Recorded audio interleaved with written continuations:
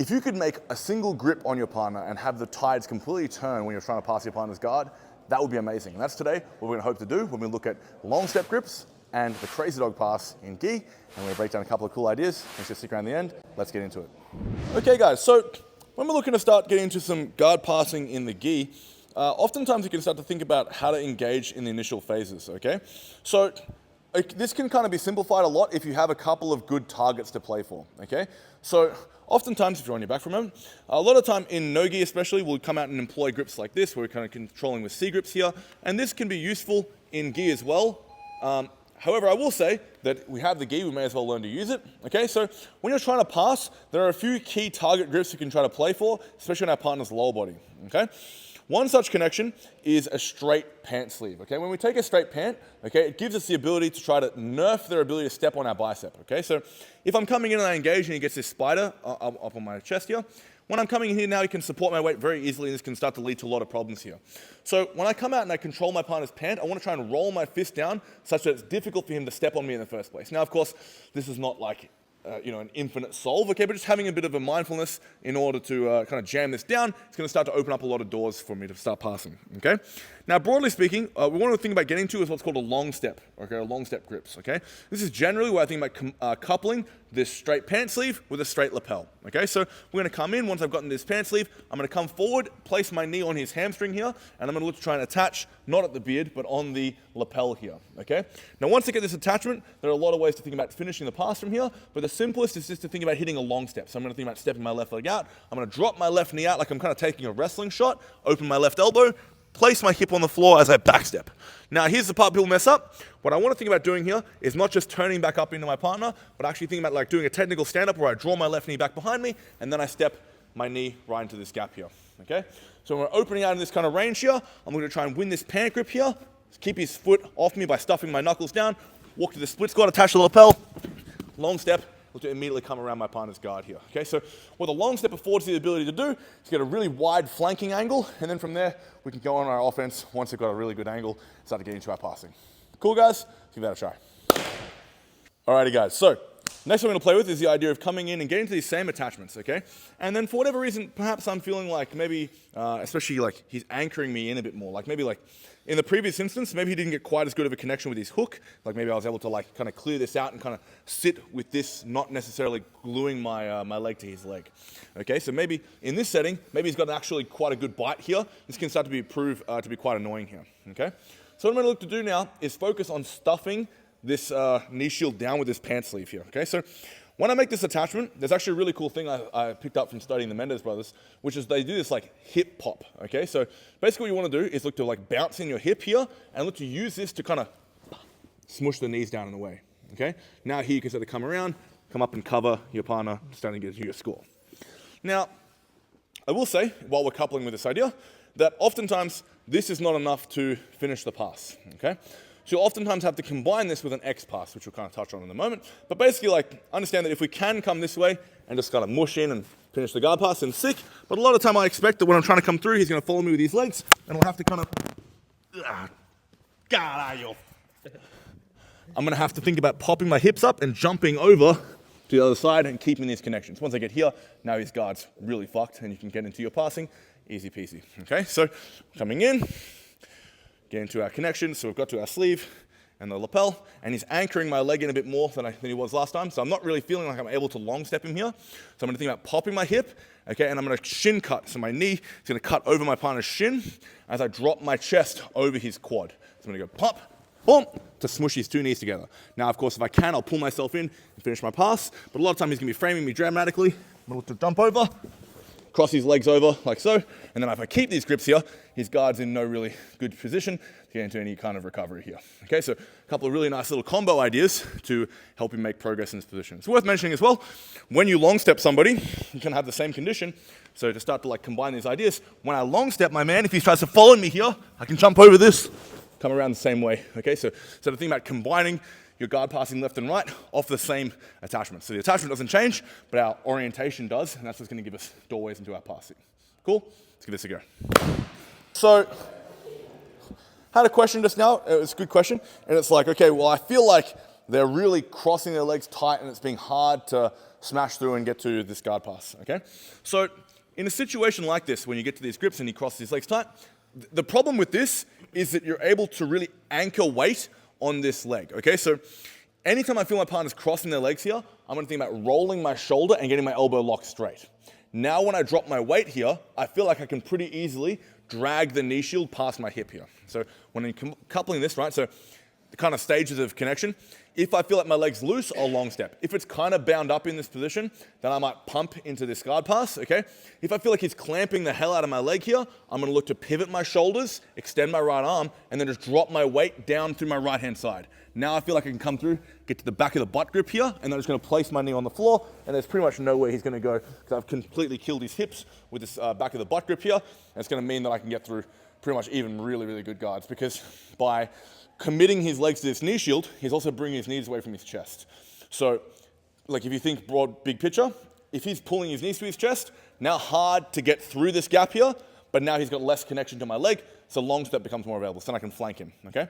When he's really hunkering me down, well now it's like, okay, yeah, I'm stuck, I can't run around you, but I can come forward over this hip. Okay, now I can grab to the butt grip here, pull this up, and then he's not going anywhere.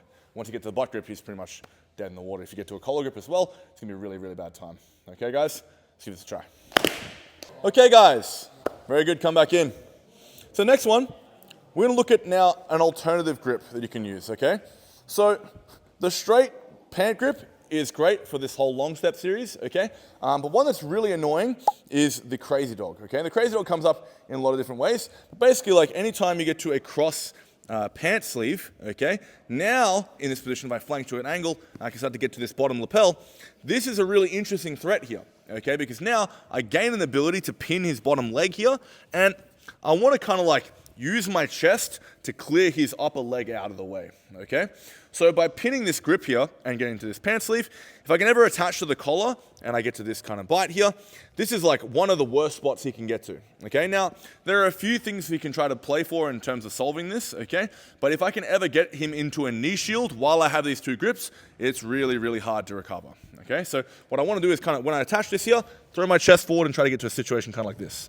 And from here, but broadly speaking, like he'll be either in a position where I can bury my head into his chest, tripod, and just run this over, or he'll commit more to his side such that I'm not able to like bury my head in, okay?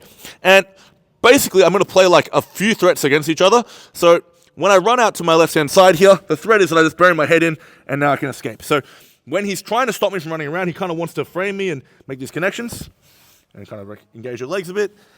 Like this, yeah, good. So anytime I feel that this leg on top here starts to drift across at all, I'm now going to look to try and drop my shoulder behind his hamstring here, okay? Now I'm starting to enter into essentially like a leg weave type position, and here I can kind of like climb this out, again attach to the butt grip, punch the shoulder away, and climb in a mountain this direction, okay? So anytime I force the leg weave with my legs off the crazy dog grips, I mean, he's going to have like the worst time, okay? So the interesting thing about this is that if he's short with this, I can tripod in his head, tripod my head in his belly, and just run him over, okay? If he's kind of being kind of passive with his leg and not really overcommitting it, my threat is that I just pull myself to the collar, run around towards north-south, and start passing, okay? When he starts to try to commit his legs a bit more to try to like make some distance and not maybe like let me get so close straight away, that's what's going to allow me to try and climb into this leg weave position, and then he's going to get barbecued from here basically, okay? So we're coming out at range. Okay, there are a lot of ways to think about getting this here, but it can sometimes be as simple as like threatening a drag position, and then from here, attaching here, right? So if I'm playing at range, I might think about like misdirecting his feet here, and connecting to this, and in here. Now here, because his frames are low, I'm just gonna bring my head in the chest, run him over, and he's a lot of trouble. So if I get my head in, I can run him over, and he'll be in a lot of trouble, okay? So we're here. If he's keeping his frames tight, bottom leg, his knee shield's in a little bit. Good. So here, my other threat is to like run in this direction. I can actually just like pull him up off his butt, up onto his butt, and put him out of position this way. So anytime you're getting around north-south, if you can pull his upper back off the floor, you really nerf his retention in this position. This allows you to settle in and get into your passing. Now if his knee shield is in a bit more, and you've got a knee shield under my armpit, good. Now here, I'm going to try to threaten to come around, hollow out with a step over his top leg. This is going to allow me to crash out and then keep working.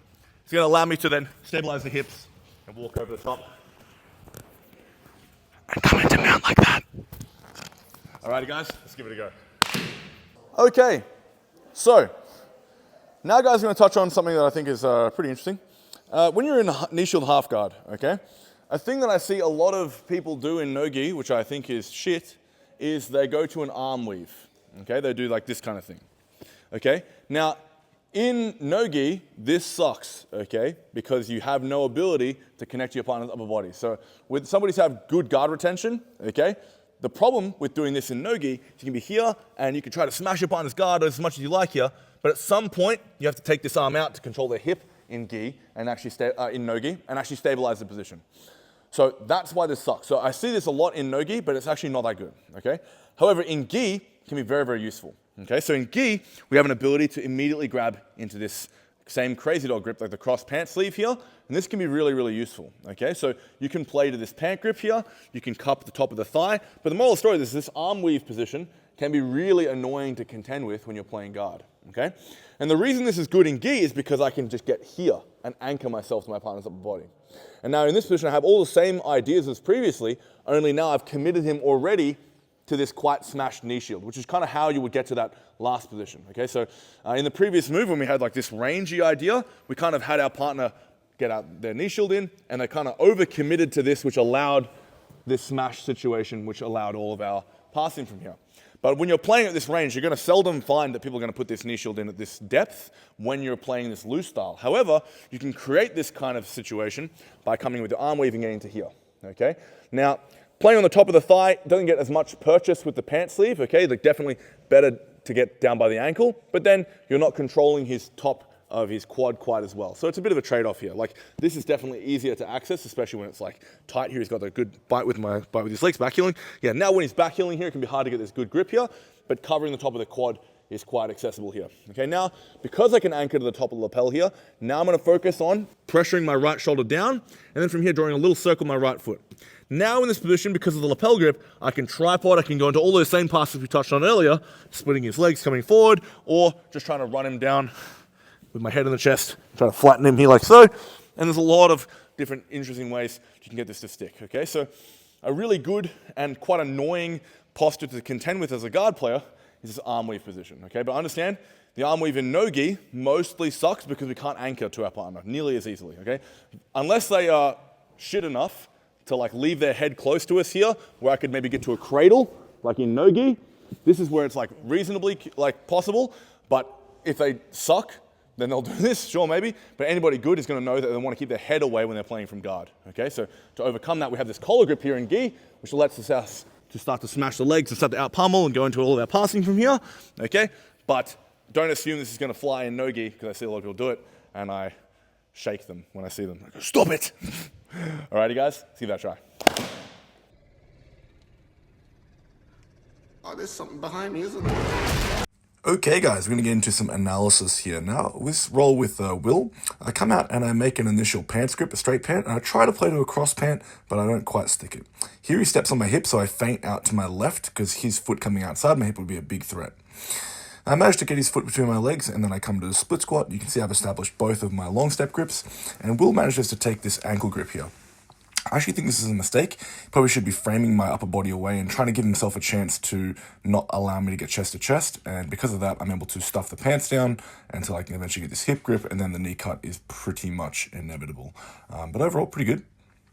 Second round here with Uma. Uma is a victim weight, but she told me that she has a heavyweight mentality, so she was ready to take me on.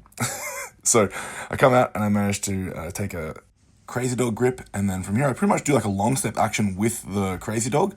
This allows me to get a really nice angle, and you can see she reaches with her top leg, so I threaten to step over the top, and then she kind of misplaces it, and it allows me to run around towards north-south, pull up on the lapel, and then just put my hips in to finish the pass. Overall, pretty good.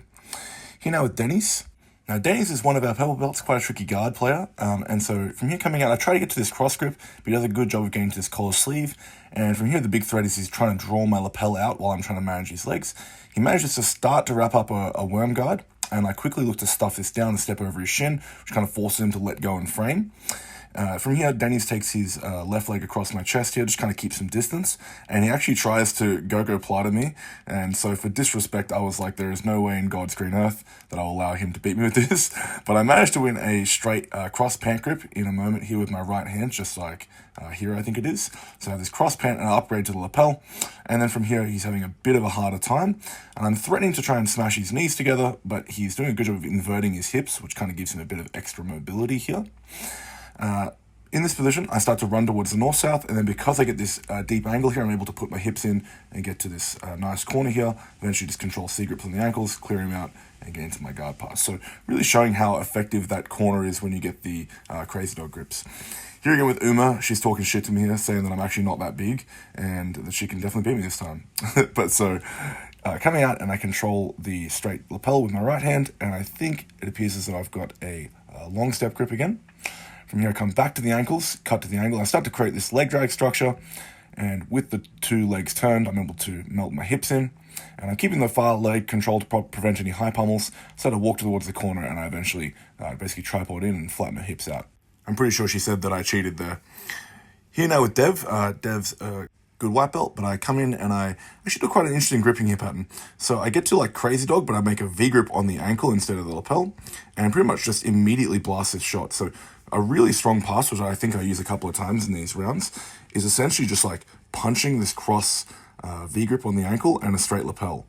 So here now with Toby, I believe I actually do the same thing here. So coming in, get to the cross pant and the straight lapel and just push across, turn the hips in, and this allows me to pass really easy. So if you're passing from range, it's a really good option to try and punch this in. Here now is Samuel. Samuel honestly is his first gi class here, so I kind of was like moving around a little bit, trying to give him some time in the positions here. But you can kind of see how, coming out and controlling the pants, I'm able to get to these nice angles here. From here, just kind of clearing the knees across and looking for opportunities to make good connections. He's starting to do a nice job of framing me away here and kind of keeping the distance, pinning the bottom leg. From here, he's trying to pull himself in, but you can see obviously he's kind of new to the gi, so he's a bit lost. He's only really trained for a couple of weeks. But yeah, so because I make this left hand on the lapel grip, I'm able to pull myself close with these long step grips and then kind of hug his hips. And then from here, I think when his knee stays in the middle here with these long step, I believe I upgrade to the waist grip with the right hand, and I drop my knee in over the top of his thigh to get myself nice and close. He manages to bring that back inside, but I punch the near side hip and run towards north-south, I believe, and that's basically all she wrote. Again, he's trying to fight his knees in, but pretty much that's a GG once you get in front of that bottom hip. Here now with Jazz. Jazz is one of our 15-year-old girls. She's a very talented young lady, and yeah, she was saying, please don't put me on Instagram, and I said, this is YouTube, it's fine. Nah, she's all good. But coming out, making this cross pant grip, and looking to attach the lapel. She does a nice job here of threatening to attack my arm and trying to go into some omoplata stuff, but I managed to pass my arm across to the far hip, which keeps me safe. Notice I'm keeping my head tucked so I don't run into any triangle issues. And then from here, I believe I basically look to build an underhook here when she starts to heist up, which I think was probably a bit misplayed, and I pretty much run this into a knee tap to put her out of position.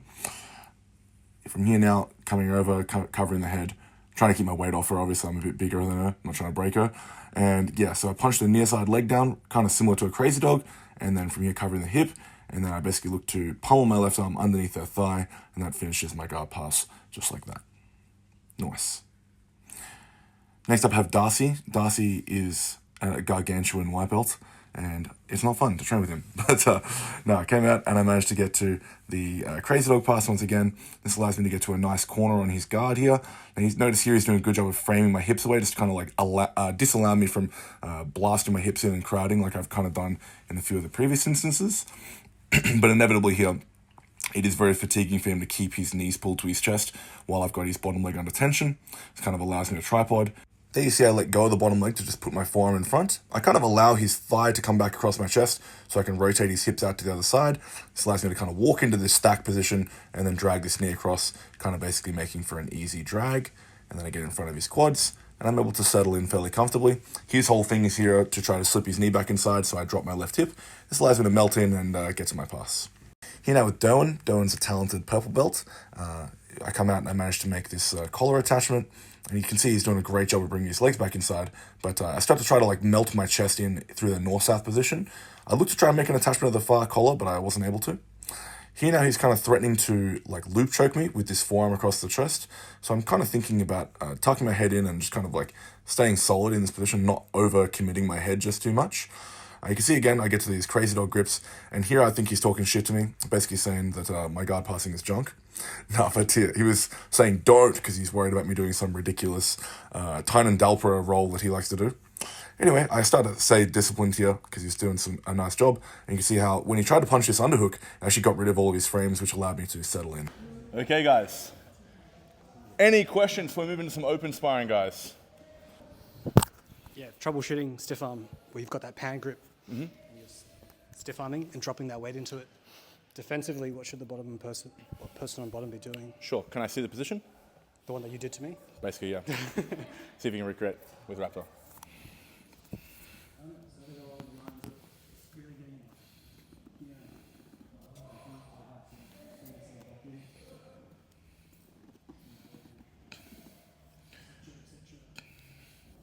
Yeah. Yeah, once they're past is really, really hard. So if I jump in, so the biggest thing is like trying to allow this connection actually, right? To be honest with you, like if I can clear this out, like this now by itself is not that good, right? If I can keep this distance, like can be a problem, but it's not nearly as strong as when you have the attachment to my chest. So when you are attached, okay, you're kind of limited to a few things. I'm not going to lie to you. It is pretty awful when you start to beat my knee. One really good option is to play this like tail through here and try to commit to this low ankle position and play it like a lapel single leg here. And then from here you can look to knee you in the ass and cut up, okay? But like to expect to be able to get your knee back once it's like gone, it's pretty tough. Even like the top of the belt here is quite nice. And then just knee you in the butt to get to this. And now honestly, like getting to this far pant becomes quite good. You can actually like get to pretty consistent like low ankle double leg type positions if you can get to like the belt grip and this. Yep. Cool? What about early stage when you feel when the knee hasn't been cleared? Sure. So I mean, broadly speaking, I want to try to play back to like a spider, right? The challenge is like when you're framing this down, is like how do I get this back, okay? So honestly, like a few things to other things to consider is like my low leg, okay? So when you're pushing this down, you're trying to like drive weight here. If I can fight to this low leg here, this can start to allow me to set up my position a bit easier with these grips here. So always being on the look for low legging, you know, and then when you commit to blocking this with your arm and kind of like stopping me from here, now I can kind of frame a bit easier, maybe work this back in on my terms a bit easier, okay? So like when you try to block the low leg, you kind of have to either positionally block this or commit your hand to my knee, which now allows me to make more chest escapes to get my foot in the shoulder here. Cool? So you kind of have like a prerogative when you're getting to a pant grip, like are you using indirect gripping to consistently get to a sleeve grip there, or is there some kind of cue you look for when you're starting to pass, getting to that pant sleeve grip? So a few things you can try to play for is like out of the gate, like obviously just punching a sleeve, okay? Yeah. But the trick with indirect gripping is it's much harder to do in gi.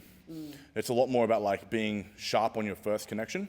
Of course, there's some extent to which like that's not always the case, but like to assume that like somebody's going to put a spider on me and then I'm going to win this grip can be very challenging. But you can think about this to some extent, but I wouldn't rely on it too much. Like, so can you show me an example of what you might be thinking about trying to play for? So, just even like, just getting to like, because I guess I'm so conscious of them getting kind of a tongue grip or something, and they're always usually like a high-low. Just getting to a grip that I can actually hold here. I'm struggling with just like starting.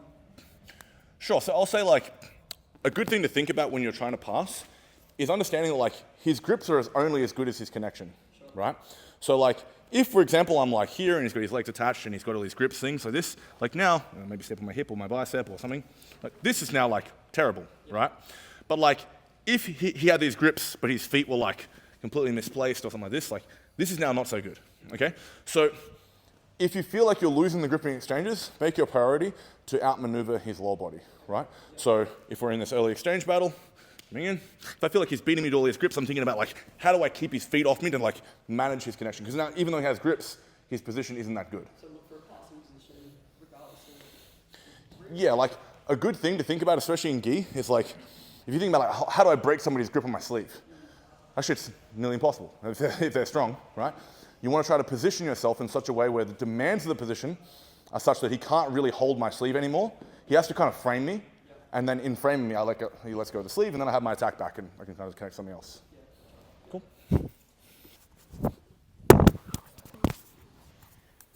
Kind of going off of that, I had with one person, when I was passing, they had just like the straight grip.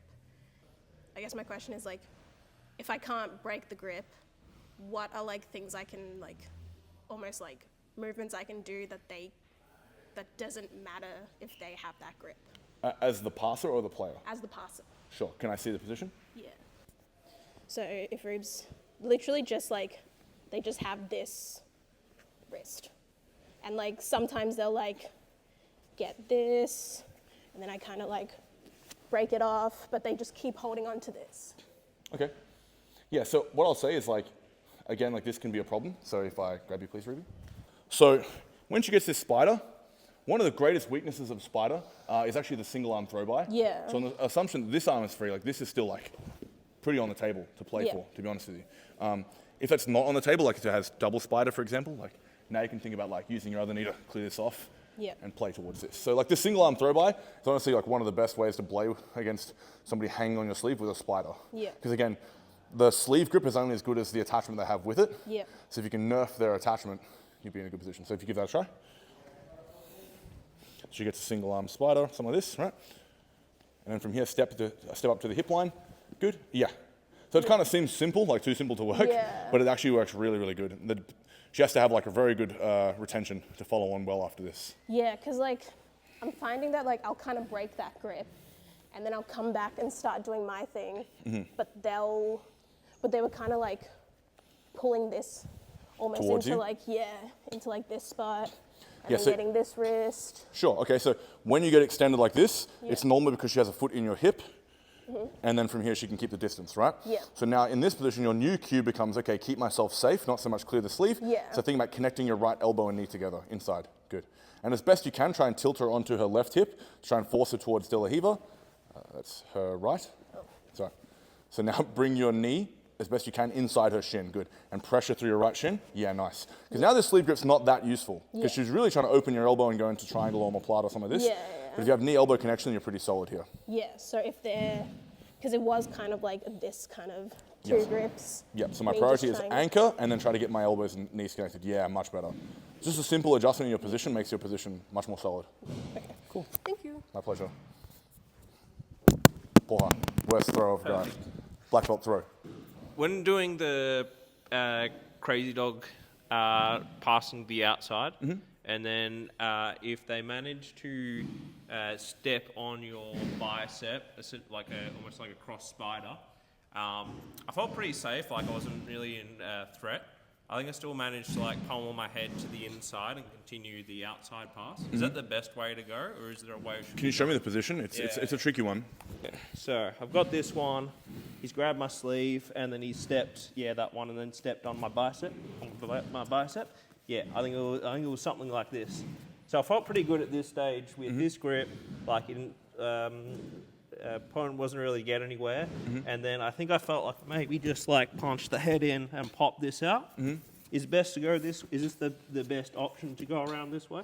I think so. The big target I'm looking at here is the back of the lapel. Yep. If you can get your right hand to the back of the lapel, like the Back of the lapel. like as in grab this dog collar type position. Yeah, I mean anything. Like, Right. Yeah. Yeah, so this it's would be here. goated. Yeah. Because now, like when you blade your shoulders, you can clear his feet off, and at any moment here you can like lift him into a seated position, and this really, really messes up his play. Yeah. Thanks so much for watching, guys. Make sure to like and subscribe. Comment down below what you want to see next, and I'll see you guys in the next one.